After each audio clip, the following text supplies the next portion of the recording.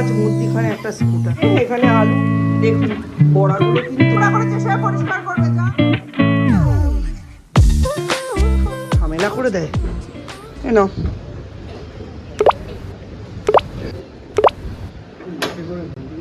Speedy Monday. আর সকাল মানে কি যে অশান্তি করে সূর্য, মানে বলার কথা। কালকে রবিবার ছিল, কালকে আমরা অনেকক্ষণ ঘুমিয়েছি। মিস্টার বিশ্বাস যেহেতু শনিবার রাত্রে অ্যান্টি অ্যালার্জিকটা খেয়েছেন, উনি আমার ওপর দায়িত্ব দিয়েছিলেন, দিয়ে বললেন থাক রবিবার একটা দিন তুমিও ঘুমো। উঠেছি সব তখন কটা বাজে, 10টা সাড়ে 10টা বাজে। এবার তারপর তো তাড়াহুড়ো করে 3টের মধ্যে সব কাজ কমপ্লিট হয়ে গেল। এবার আজকে যখন কালকে রাত্রে বলছি যে কালকে কিন্তু মানডেতে কিন্তু তোমার সুইমিং নেই, তোমার স্কুল আছে। আমি তো স্কুলে যাব না। কেন না, তুমি আমায় যেদিন আমি 2টো বেল পড়া অবধি সুইমিং করতে পারি সেই দিন তুমি আমায় সুইমিংয়ে নিয়ে যাওনি, তাই আমি মানডের দিন যাব না। ভালো কথা, আজকে স্কুলে পাঠাই। এটা বাইরে এনে রাখি, ওটা ঢুকিয়ে দে। এটা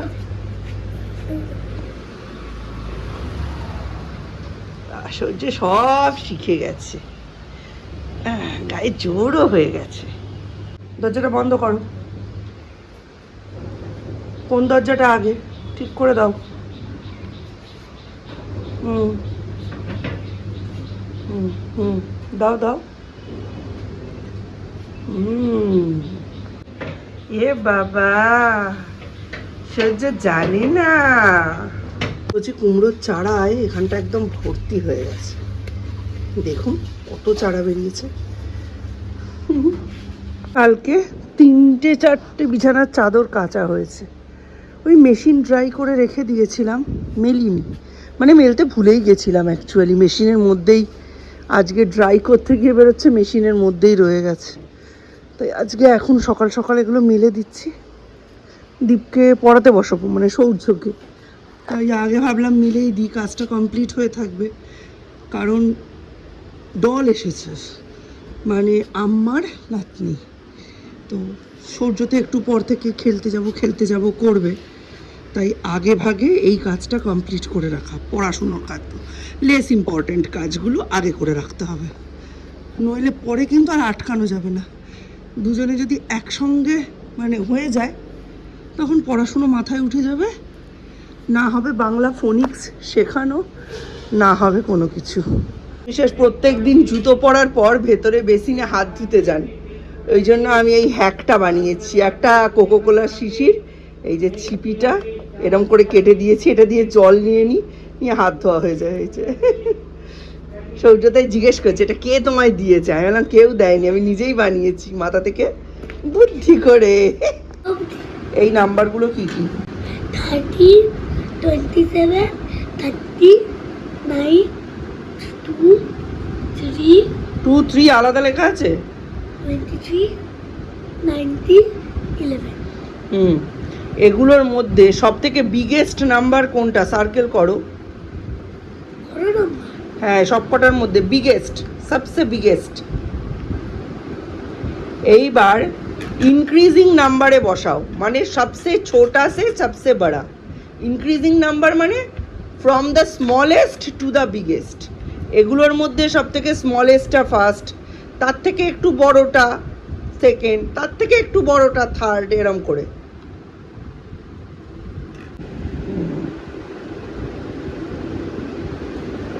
আর স্মলেস্ট কোনটা এর মধ্যে? 9টা সবার ফার্স্ট বক্সে বসিয়ে দাও। গোল কেন করছো?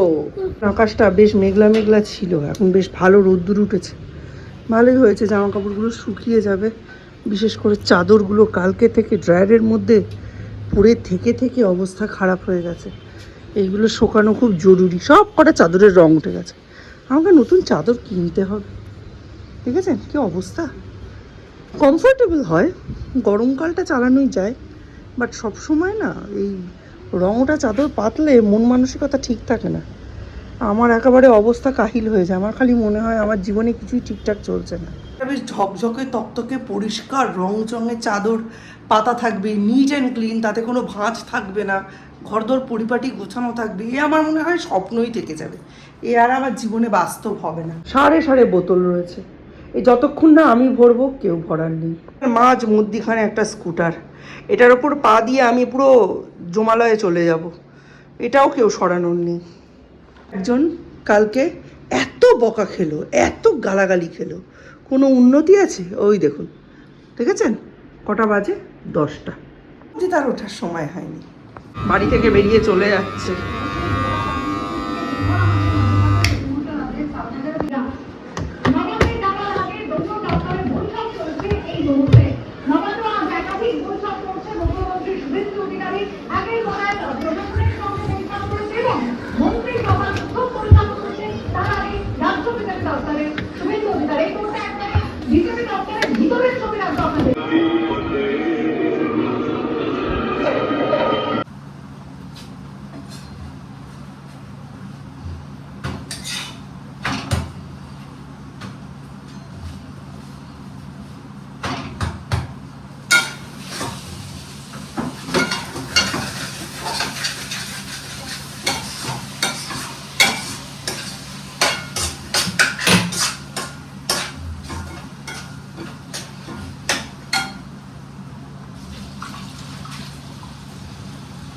দুষ্টু কাজটা কে করেছে? কান্না বন্ধ করে আমায় বলো, না কাঁদলে হয় না সব কিছুতে। বলো কি করেছো, কি করেছো বলো। হ্যাঁ তুমি করনি, কে করেছে? বাড়িতে তো তুমি একাই ছিলে ওই ঘরে। হ্যাঁ যাও পরিষ্কার করো, ক্লিন করো, যাও। ঘরের মধ্যে একা ছিল, মার্কার দিয়ে পুরো মেঝেতে এঁকেছে, পুরো মেঝে হলুদ হয়ে গেছে। ওইটা দিয়ে মুছলেই পরিষ্কার হয়ে যাবে, একটুও কষ্ট নেই। হ্যাঁ নিয়ে চলে যাও। হ্যাঁ ওটাই নিয়ে যেতে হবে, কষ্ট না করলে কি দোষের শাস্তি পাওয়া যায়? পরিষ্কার করতে হবে নিজেকেই, নিজে নোংরা করলে নিজেকে পরিষ্কার করতে হবে। যাও ওপরে চলে যাও, মাসি আসলে এটা দিয়ে যাবে। যাও, পড়ে যাবে ওদিকে ফটোটা, যাও ওপরে যাও। না, যে নোংরা করেছে সে পরিষ্কার করবে, যাও। যদি বকা খেতে না চাও শান্তভাবে বারবার জলে ডুবিয়ে ওটা পরিষ্কার করবে, আমি গিয়ে দেখবো। বাড়িতে কি কাণ্ড, হুড় হুড় মার মার কাট কাট। আর দীপ যখন শাসন করে আমি কিন্তু একটা কথাও বলি না, কারণ দীপ যেটা বলে ইউজুয়ালি খুব একটা ভুল বলে না। এই যে এখন কড়াইতে চলছে আলু ভাজা, ঠিক আছে। আজকে খাওয়া দাওয়ার মেনুগুলো কিরম যেন ঘন্ট পাকানো টাইপের হয়েছে জানেন তো। কালকে ডাল করেছি, ডালের সাথে আলু ভাজা, আর ওই যে বাটা আর চারাপোনা মাছ আছে, ওই মাছ ঝোল করলে না দীপ আর আমি খেতে পারবো না, তো ওটা নুন হলুদ মাখিয়ে রেখেছি।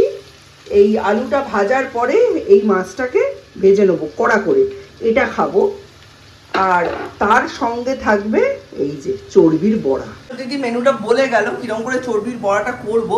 বলো পেঁয়াজ রসুন আদা স্ক্র্যাপারে ঘষে ওর মধ্যে দেবে, দেওয়ার পর ওর মধ্যে একটু নুন দেবে, একটু হলুদ দেবে, অল্প একটু লেবুর রস দেবে 1-2 ফোঁটা।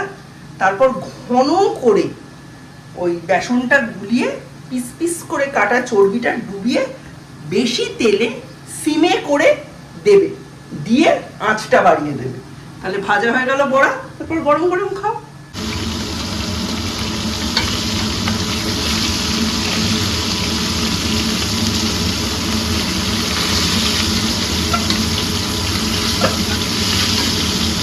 যে দেখুন গোল গোল চর্বির বড়া, এখন খেতে কেমন হবে জানি না, সাংঘাতিক রকম ঝাল দিয়েছি। আর এইগুলো হয়ে গেছে, কিন্তু আমি এদের বিশ্বাস করে তুলতে পারিনি। হ্যাঁ এখানেই রেখে দিয়েছি যেন একটু কড়া হয়, ভেতরে গন্ধ থাকলে কিছুতেই চলবে না, সেই জন্য। আর এগুলো নতুন খোলায় দিয়েছি, ভালোই হচ্ছে, খারাপ হচ্ছে না। আমি আগেও একবার ট্রাই করেছিলাম, তখন হয়নি কেন এইবার কারণটা বুঝতে পারছি। তখন আমি পেঁয়াজটা কুচিয়ে দিয়েছিলাম, ওই জন্য হয়নি। এই যে এখানে আলু আর মাছ ভেজে নিয়েছি, বড়াগুলো কিন্তু বেশ সফট হয়েছে, আর মনে হচ্ছে এখনই মুখে পুড়ে দিই, কিন্তু প্রচণ্ড গরম। আর এই বড়া গরম গরমই খেতে হয়। ওইখানে ভাতটা গরম বসিয়েছি, ভাতটা হয়ে গেলেই দিয়ে দেবো। এনটিএ যোগ্যতা হারিয়েছে নিট করানোর। স্টেটের হাতে দিয়ে দিক আবার। এই হচ্ছে চর্বির বড়া, এই হচ্ছে আলু ভাজা, এই হচ্ছে মাছ ভাজা, মুগ ডাল লাউ দিয়ে, এর মধ্যে 5 পিস ঘিয়ে ভাজা পরোটা আছে, এর মধ্যে ভাত আছে, আর এর মধ্যে আছে লাউ ঘন্ট। এই হচ্ছে আজকে আমাদের দুপুরের মেনু। বাহ, সকালবেলা চর্বির বড়াটা যে টেস্টি হয়েছিল মানে বলাই বাহুল্য, কিন্তু এত অম্বল হয়েছে আর বলার কথা না। এই জিনিস এমনি আর খাওয়া যাবে না, ভীষণ ঢেকুর উঠছে ভীষণ। যাই হোক, এখন এসেছি রাত্রিবেলা এই যে সূর্যকে পড়াতে পড়াতে পুঁই শাকের চচ্চড়ি করবো। সূর্য ওখানে পড়ছে, ওদের ক থেকে ত অবধি প্রতিটা অক্ষর দিয়ে দুটো করে শব্দ মুখস্থ করে লিখতে হবে। প্লাস রয়েছে 5-6টা কারের শব্দ, মানে অকারযুক্ত শব্দ দুটো, আকারযুক্ত শব্দ দুটো, এরম করে রিকার অবধি, হর্ষিকার যুক্ত শব্দ দুটো, দীর্ঘিকার যুক্ত শব্দ দুটো, আর রিকার যুক্ত শব্দ দুটো, মানে আ হর্ষই দীর্ঘ হর্ষি দীর্ঘি, আ হর্ষই দীর্ঘ হর্ষি দীর্ঘ রি। ওখানে হলো 12টা শব্দ। আর ক থেকে ত অবধি ইয় উঙ বাদ দিয়ে অতগুলো শব্দ, প্লাস 10খানা ডিকটেশনের শব্দ। ইংলিশ নিয়ে তো চাপ নেই, বাংলাটাই চাপ। ছয়ে ঝড় আর ঝর্ণা। ঝর্ণা বানান কি ছিল এতবার যে পড়ালাম? ঝর্ণা। এই ঝয় আকারে ঝা হয়, ঝর্ণা। ঝড় বানান কি লিখেছিস? কি ঝড় বানান কি লিখেছিস? পড় আমায়, আমি বুঝতে পারছি না।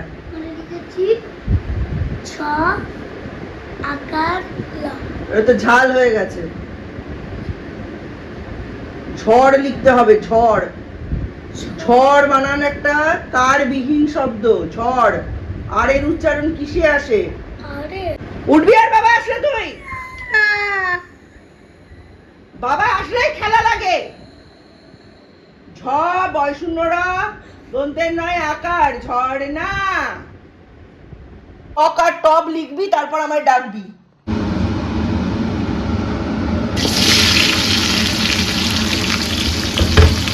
দেখুন,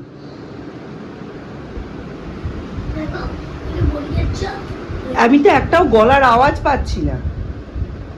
কি লিখছিস এটা? বর্গের জয়ের থেকে আকারটা 7 মহলা দূরে কেন? একই মাত্রার মধ্যে লিখতে হবে, একদম ক্লোজ।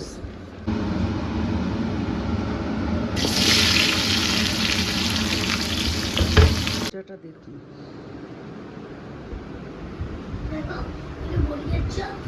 আমি তো একটাও গলার আওয়াজ পাচ্ছি না। কি লিখছিস এটা? বর্গের জয়ের থেকে আকারটা 7 মহলা দূরে কেন? একই মাত্রার মধ্যে লিখতে হবে, একদম ক্লোজ।